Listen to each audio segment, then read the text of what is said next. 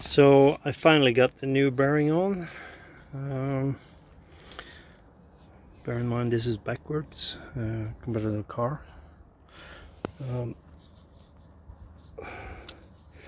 The only thing now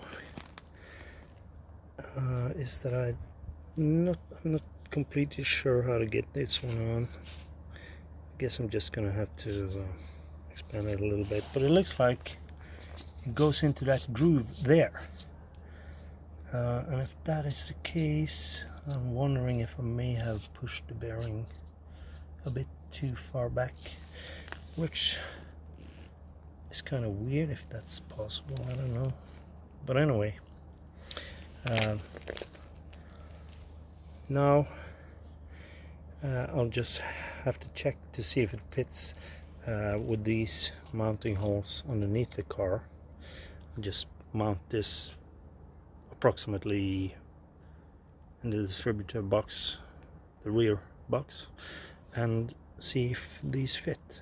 And if they do, it won't be necessary to push this forward.